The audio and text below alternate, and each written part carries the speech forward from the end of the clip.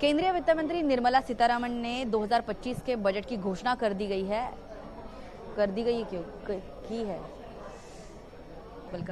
देखिए, आप ओवरऑल देखेंगे तो ये बजट युवा पे, जो हमारे किसान हैं और हमारी महिलाएं हैं, इन पे तीनों पे फोकस दिया गया है। अब अगर हम महिलाओं पे आते हैं तो महिलाओं की जो पहले आपने जिसे कहा जो घर चलाती हैं, वो भी घर चलाती हैं, तो उनके लिए बालवाड़ी, आंगनवाड़ी के जो स्कीम्स हैं उस पे ध्यान दिया गया है। जो चाइल्ड न्यूट्रिशन है उनके परिवार और उनके हेल्थ के लिए उस पे ध्यान दिया गया है। और जो वुमेन एम्पावरमेंट है उस पे काफ़ी ध्यान दिया गया है इस बार। जो विमेन पहली बार कारोबार कोशिश कर रही हैं चालू करने का, जो स्टार्टअप्स हैं, एंटरप्रेन्योर्स हैं, उस पे उन्होंने रिबेट दी है। लोन भी उन्होंने 5 साल तक बढ़ाया है। सो ओवरऑल फोकस है कि विमेन इकोनॉमिक सेक्टर में आके एम्प्लॉयमेंट बढ़ाएगी। बात करें स्टार्टअप इंडिया की, बात करें आत्मनिर्भर भारत की, बात करें जिस पर भाजपा सरकार ने, मोदी सरकार ने बहुत जोर दिया था, जिसमें काफ़ी सारे महिलाओं का योगदान भी पाया गया था, तो क्या इस बजट द्वारा इसका खासतौर पर महिलाओं को कोई विशेष प्रावधान, विशेष योजना दी है ताकि महिलाएं आत्मनिर्भर भारत या जो स्टार्टअप इंडिया है इसमें योगदान दे सकें? आई थिंक डेफिनेटली महिलाओं को तो एक फिलिप मिला ही है। आत्मनिर्भर भारत को देखते हुए सबसे पहले जो टैक्स का जो योगदान मिला है, टैक्स की जो रिलीफ मिली है, वो अक्रॉस बोर्ड विमेन को भी एप्लीकेबल रहेगा।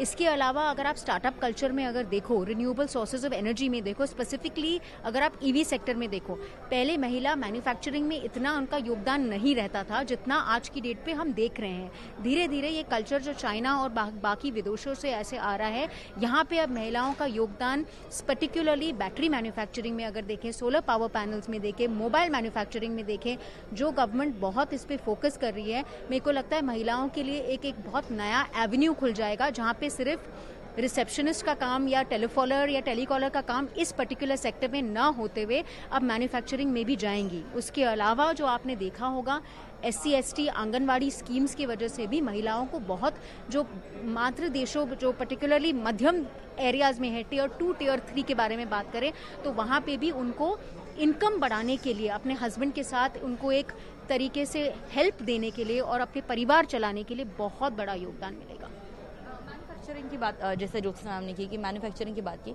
तो मैन्युफैक्चरिंग में भी अभी महिलाओं का योगदान बढ़ते जा रहा है, तो क्या हमारी एजुकेशन सिस्टम या हमारी ओवरऑल एजुकेशन की इकोसिस्टम क्या इस बात को बढ़ावा दे रही है कि महिलाएं भी मैन्युफैक्चरिंग बिजनेस में, इंडस्ट्री में आ जाए? बिल्कुल, जैसे मैंने कहा, उन्होंने निर्मला जी ने स्पेसिफिकली बोला है कि हमें जो विमेन एम्पावरमेंट है और एम्प्लॉयमेंट है उसे 70% बढ़ाना है। अभी विमेन जो है एजुकेशन, टेक्नोलॉजी और AI पे इतना जो एम्फेसिस दिया जा रहा है, विमेन एजुकेशन पे जो एम्फेसिस दिया जा रहा है, उनको स्किलिंग और अपस्किलिंग के लिए जो स्कीम्स आई हुई हैं उस पे फोकस दे रहे हैं। ये सब इसी वजह से है कि विमेन इकोनॉमिक सेक्टर्स में एम्प्लॉयमेंट बढ़ेंगी। वुमेन्स चाहे कितना भी मैन्युफैक्चरिंग में जाए, एजुकेशन में जाए, घर, किचन सब उन्हीं को संभालना पड़ता है, तो क्या इसमें भी कोई राहत दी गई है? एज सच अगर आप देखा जाए तो बिहार में पर्टिकुलरली फूड का जो बेनिफिट दिया है वो वहाँ पे दिया, बट एज सच इसमें राहत तो नहीं, बट टेक्नोलॉजी के तौर पे, स्किल डेवलपमेंट के तौर पे, AI के माध्यम से ये सारे कामों को एक आगृत करके और जुट होकर करना बहुत आसान हो जाएगा उनके लिए, बिकॉज ईज ऑफ बिजनेस पे बहुत फोकस दिया गया है। टर्म्स एंड कंडीशंस, जो जिस तरह से पॉलिसीज निकली हैं, जो सिस्टम्स निकले हैं, फेसलेस सिस्टम्स जो निकले हैं, इसके वजह से मेरे को तो डेफिनेटली दिखता है कि एक वुमन को भागने की जरूरत नहीं है सारे काम करने के लिए, एक जगह पे रहकर सब कुछ कर पाएगी। महंगाई की मार, ये जो चल रहा था, विपक्ष का हमला चल रहा था भाजपा सरकार पे, तो महंगाई की मार सबसे ज्यादा महिलाएं, उनको भुगतान पड़ रहा था, तो किचन के बजट में या ओवरऑल घर संभालने के बजट में दाल चावल रोटी, इसमें कोई राहत मिली है तेल वगैरह में? देखिए, ओवरऑल अगर आप देखें तो उन्होंने, गवर्नमेंट ने कहा है, दूसरे पर्सपेक्टिव, मेजर पर्सपेक्टिव से देखें, जो पल्सेस हैं, तुअर दाल हैं, एडिबल ऑयल्स हैं, उस पे वो गवर्नमेंट सब्सिडाइज दे रही है, LPG है, और गवर्नमेंट और वुमेन का मोस्ट इम्पॉर्टेंट क्या है, बच्चे हैं, बच्चों के न्यूट्रिशन के लिए उन्होंने रिबेट दी गई है, जो मेडिकल लोन्स हैं उनके लिए, और उन बच्चों के एजुकेशन के लिए, बालवाड़ियों के लिए उन्होंने फोकस दिया है। तो ओवरऑल अगर आप देखें तो उन्होंने वुमेन पे भी फोकस दिया है। ऊपर से अगर आप देखेंगे जो ज़्यादातर के विमेन हैं और किसान हैं, जो युवा पीढ़ी है, सब मोस्टली मिडिल क्लास लेवल में आ रहे हैं। तो जो 12 लाख का रिबेट मिला है उनके हाथों में, अगर आप किसी को इतना रिबेट देंगे तो हमारे हाथ में पैसा आएगा, हाथ में पैसा आएगा तो आप खर्चा कर सकते हैं, आपकी स्टैंडर्ड ऑफ लिविंग बढ़ सकती है, आपका हेल्थ, न्यूट्रिशन, थॉट प्रोसेस बढ़ सकता है, और वापस ओवरऑल पर्सपेक्टिव से इकोनॉमी बूम होगी। सबसे बड़ी बात महिलाओं की होती है कि महिलाएं जो है वो घर संभाल सकती है, एरोप्लेन चला सकती है, अंतरिक्ष में जा सकती है, सब कुछ कर सकती है महिलाएं। लेकिन महिलाएं जो है वो अपने हेल्थ पर बिल्कुल ध्यान नहीं देती, वो उनसे कभी ज़्यादा बेहतर तरीके से नहीं होता। तो इसको कम करने के लिए क्या किया गया है, इस बजट में क्या प्रावधान दिया गया है ताकि महिलाएं भी अपने हेल्थ पर उतना ही ध्यान दें? अगर आप आंगनवाड़ी के जो स्कीम्स देखोगे तो वहाँ पे स्पेसिफिकली विमेन के लिए, लैक्टेटिंग विमेन के लिए, क्रशेस के लिए, उनके लिए इंफ्रास्ट्रक्चर डेवलप करने के लिए बहुत फोकस दिया है। SC/ST विमेन के लिए भी वहाँ पे फोकस दिया है। तो एक तरीके से उस डायरेक्शन पे उनको ये मार्गदर्शन दिया जा रहा है कि आपको अपने हेल्थ पे फोकस करना है। और पर्टिकुलरली अगर हाई यील्डिंग क्रॉप्स के बारे में बात करें, हेल्थ केयर पे, न्यूट्रिशन पे बहुत फोकस दिया गया है। ये सब एक तरीके से उनके ही हेल्थ के इम्प्रूवमेंट के लिए करते हैं। बजट में हमने ये भी देखा था कि निर्मला सीतारमण ने इस बात को लेकर खास फोकस किया था कि भारतीय महिलाओं में खून की कमी बहुत पाई जाती है, एनीमिया की बहुत कमी पाई जाती है। तो क्या इस तरह का कोई प्रावधान इस बजट में दिखाई दे रहा है, ना कि सिर्फ एनीमिया को लेकर, बाकी जो ओवरऑल महिलाओं को अनेक तरीके से जो हेल्थ की समस्या है उसको लेकर? आई थिंक अगर आप लाइफ सेविंग ड्रग्स पे अगर बात करो, पर्टिकुलरली खून की कमी और आयरन डिफिशिएंसी के बारे में तो नहीं बात किया है, बट स्पेशलाइज्ड पर्टिकुलर डिजीजेस को लेकर जहाँ पे उन्होंने रिबेट्स दिए हुए हैं, लाइफ सेविंग डिजीजेस के बारे में जो बात करी है, ब्रेस्ट कैंसर को लेकर अगर आप बात करो, या किसी भी टाइप जो विमेन में बहुत काफ़ी तरीके से प्रचलित है, कॉमन तरीके से है, तो ये मेरे को लगता है इस पे फोकस करने से एक तरीके से उनका जो बर्डन है, टैक्स बर्डन के तौर पे भी, और जो उनका हेल्थ केयर का भी जो बर्डन पे आता है, वो बहुत बेनिफिट करेगा आगे जाकर, इतनी जल्दी नहीं होगा। की बात करें, साथ ही साथ अगर वुमेन सेफ्टी की बात करें, कई सारी योजनाएं आती है। वुमेन सेफ्टी की बात करें तो लड़कियां चाहे जहां कहीं पर भी काम करें, सेफ्टी इशू एक हमेशा मेजर इशू बना रहता है। तो क्या सेफ्टी, महिलाओं की सुरक्षा को लेकर बजट में कोई अलग प्रावधान दिया गया है? बजट में लास्ट टाइम भी विमेन सेफ्टी पे काफ़ी फोकस दिया गया था।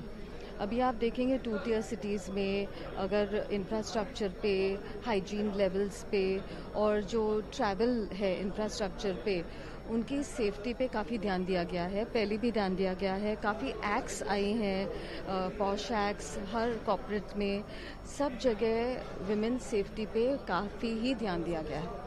तो क्या मतलब अगर बात करें कि एक वर्क एनवायरनमेंट, अगर हम देखते हैं कि बड़े बड़े दफ्तर में महिलाएं काम करती है, सरकारी हो या प्राइवेट हो, लेकिन सुरक्षा की बात आती है, आपने जैसे बोला पॉश का जो कानून है वो लेकर आई, इसके अलावा इस बजट में आपको क्या ऐसा दिखाई दे रहा है जहां पर महिलाओं को एक महसूस हो कि हम सुरक्षित है, क्योंकि सरकार ना कि सिर्फ हमारे घर को संभाल रही है, सरकार हमें भी सुरक्षित कर रही है, हमारे स्वास्थ्य को भी सुरक्षित कर रही है। देखिए, अगर आप देखें भारत में अभी जो ट्रैवल है, काफ़ी महिलाएं ट्रैवल कर रही है। पहले उनका थॉट प्रोसेस अलग था, और ये इंडियन वुमेन की बात नहीं है, ग्लोबल वुमेन भी लीजिए, वुमेन ओवरऑल पर्सपेक्टिव जो इन्फ्लो आ रहा है टूरिज्म का, डोमेस्टिक टूरिज्म का, वो बढ़ रहा है।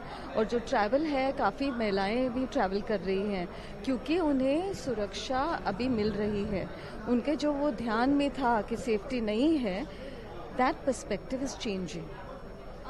मैम और बात करें, क्योंकि महिलाएं हर सेक्टर में है, किसानी के सेक्टर में भी महिला है, कई सारी महिलाएं जो है खुद ट्रैक्टर चला लेती है, खुद किसानी करती है। तो क्या उन महिलाओं को, एक किसान के तौर पर हम देखेंगे, उनको कितना बड़ा फायदा होगा? जैसे हमने देखा कि पल्सेस जो है उनमें उनको राहत दी गई है, लेकिन क्या जब वो मार्केट में अपना जो भी सामान है जो वो लोग बेचने जाएंगे, या फिर एक किसान के तौर पर उनको सीधा बेनिफिट कैसे मिल रहा है? आई थिंक अगर आप किसान के तौर पे देखो तो किसान क्रेडिट सिस्टम का जो उन्होंने अभी पॉलिसी लेकर आए हैं, उसके वजह से उनकी क्रेडिट अवेलमेंट और जो इस तरह से 3 लाख से 5 लाख तक वो खींचा है उन्होंने, डेफिनेटली क्रेडिट अवेलमेंट उनके खुद के बलबूते पे उनको मिलना कोई सामर्थ्य बात नहीं है, it is a very big factor. उसके अलावा भी अगर देखा जाए तो काफ़ी लेवल तक धीरे धीरे से इंडिया में ट्रेंड आ रहा है कि मंडी का रास्ता कट रहा है, मिडिलमैन का रास्ता थोड़ी धीरे धीरे कम हो रहा है। एआई और टेक्नोलॉजी और इंटरनेट के माध्यम से ये जो सेल का प्लेटफॉर्म है, specifically fresh vegetable sustainable economy की तरफ से अगर आप देखो, ए टू घी चाहे आप देखो, या अगर आप देखो कि फ्रेश काउ से लेकर फ्रेश वेजिटेबल्स, ऑर्गेनिक फार्मिंग और ऑर्गेनिक फूड की तरफ से ये जो उनको इस प्लेटफॉर्म पे लाने के लिए विकसित भारत का थॉट प्रोसेस उसको प्रमोट करने के लिए उनको कम मेहनत करनी पड़ती है, जो फुट पे मेहनत होती है, जो ग्राउंड पे मेहनत होती है। खास बात, क्योंकि एजुकेशन की अगर बात करें तो एजुकेशन पर भी बहुत ज़्यादा ध्यान दिया गया है इस बजट में। कहते हैं कि महिलाएं शिक्षित होती है तो पूरा देश, पूरा समाज, पूरा परिवार शिक्षित होता है। तो एजुकेशन में किस तरह से बेनिफिट दिए, ना कि सिर्फ महिलाओं को बल्कि ओवरऑल एजुकेशन की तरफ कितना ध्यान दिया गया है इस बजट में? ओवरऑल एजुकेशन पे काफ़ी ध्यान दिया गया है। बजट जब अनाउंस हुआ तभी उन्होंने युवा और महिलाओं का फोकस दिया है। उनको एम्प्लॉयमेंट देने के लिए उनको अपस्किलिंग करना बहुत ज़रूरी है। उनको अपस्किलिंग करना और उनको एजुकेट करना, यही प्रोसेस है। इसकी वजह से उन्होंने काफ़ी एजुकेशन लोन्स के बारे में बात किया है।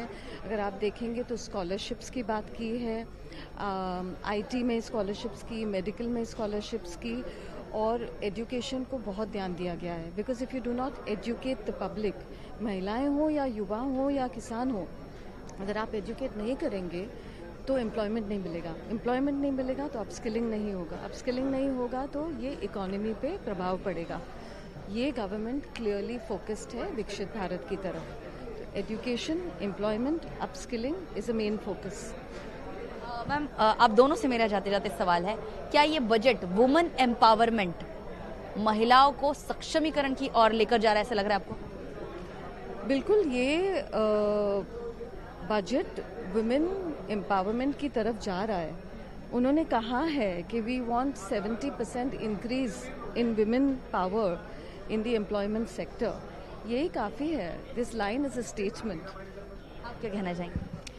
आई थिंक मेरा ये ओपिनियन या राय रहेगा कि उन्होंने एक प्राइमरी या कंप्लीट फोकस तो नहीं दिया है विमेन को इस पर्टिकुलर बजट में, बट जहां जहां उन्होंने टियर 2 और टियर 3 सिटीज में विमेन को जो राहत दी है, जो अवेयरनेस क्रिएट किया है, वो धीरे धीरे जाकर ये अगले सालों में डेफिनेटली झलकेगा। इसकी शुरुआत इस बजट से हो चुकी है। बिल्कुल, स्पेसिफिकली टियर 2 टियर 3 सिटीज में।